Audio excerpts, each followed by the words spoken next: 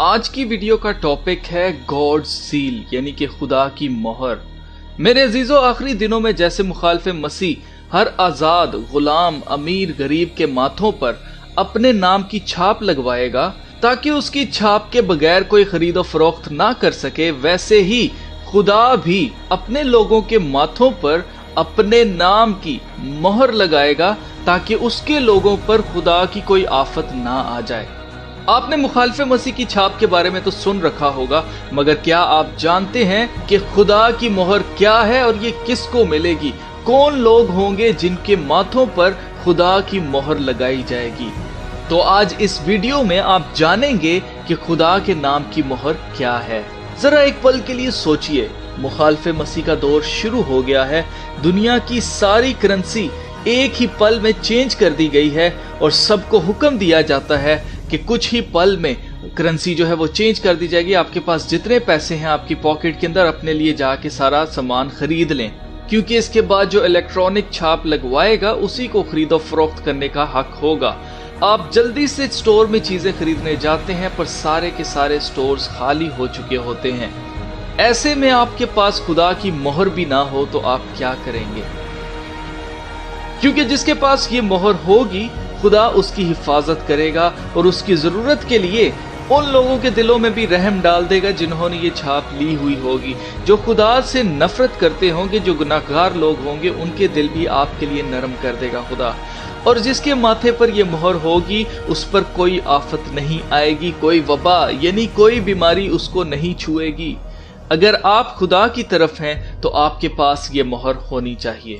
میرے عزیزو، اس مہر کا ذکر مکاشفہ کی کتاب اس کے 7ویں باب میں ہے، جہاں لکھا ہے کہ یہ مہر کن کے ماتھوں پر لگائی جائے گی۔ پہلی آیت مقدسہ سے پڑھتے ہیں، اس کے بعد میں نے زمین کے چاروں کونوں پر 4 فرشتے کھڑے دیکھے۔ وہ زمین کی چاروں ہواؤں کو تھامے ہوئے تھے تاکہ زمین یا سمندر یا کسی درخت پر ہوا نہ چلے۔ پھر میں نے ایک اور فرشتہ کو زندہ خدا کی مہر لیے ہوئے مشرق سے اوپر کی طرف آتے دیکھا۔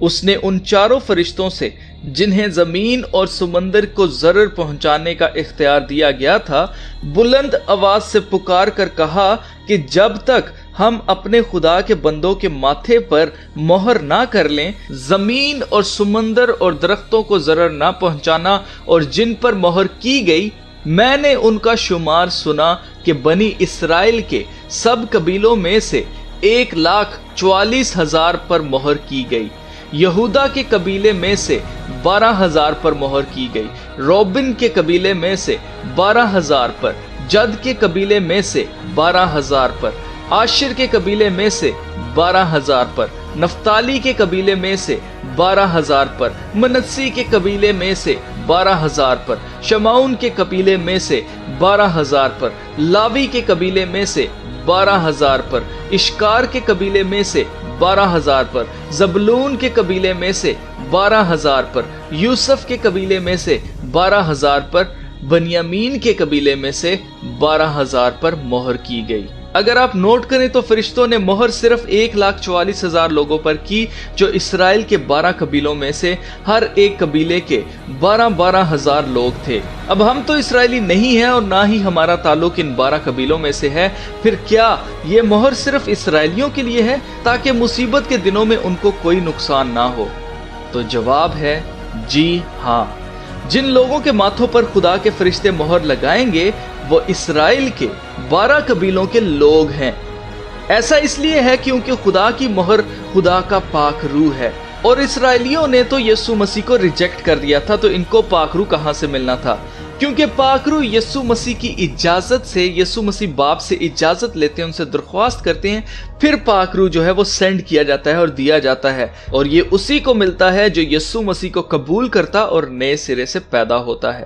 اگر آپ غور کریں تو آگے لکھا ہے کہ یوحنا رسول نے ہر قوم، ہر قبیلے کے لوگوں کی ایک بڑی بھیڑ دیکھی، مطلب یہ اسرائیل کے قبیلوں کے نہیں تھے اور اس بھیڑ کو شمار بھی نہیں کیا جا سکتا تھا، جبکہ اسرائیلی قبیلوں کے لوگ گنے ہوئے ہیں، یعنی 1,44,000 لوگ گنے ہوئے ہیں۔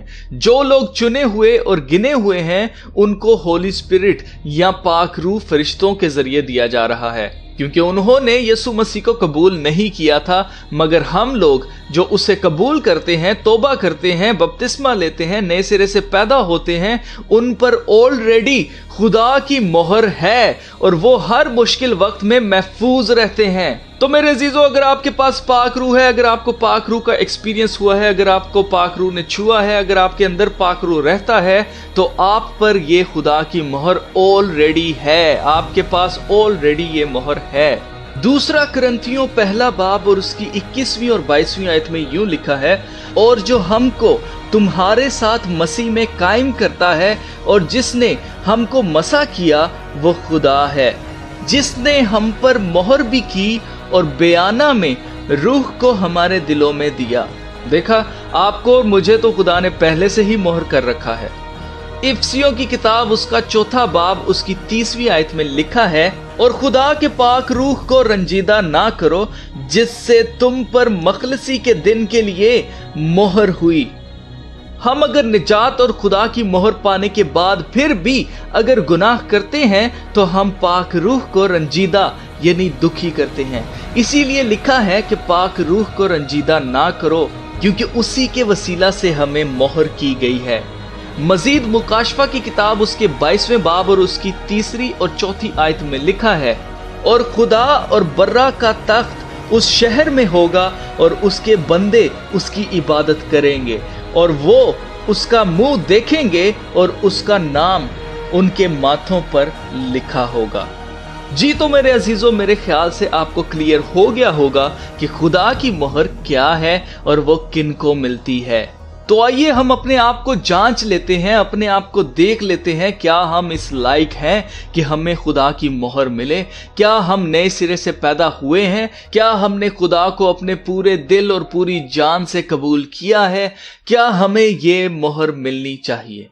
अगर हमें ये मोहर चाहिए तो उसके लिए सिंपल स्टेप्स हैं। आपको सिर्फ अपने पूरे दिल और अपनी पूरी जान से यीशु मसीह को अपना निजात दहिंदा कबूल करना है और उसके नाम का बपतिस्मा लेना है, यानी कि बाप, बेटा और रूह कुद्स के नाम से बपतिस्मा लेना है। तभी आपको रूह कुद्स जो कि गिफ्ट में मिलता है वो आपको मिलेगा।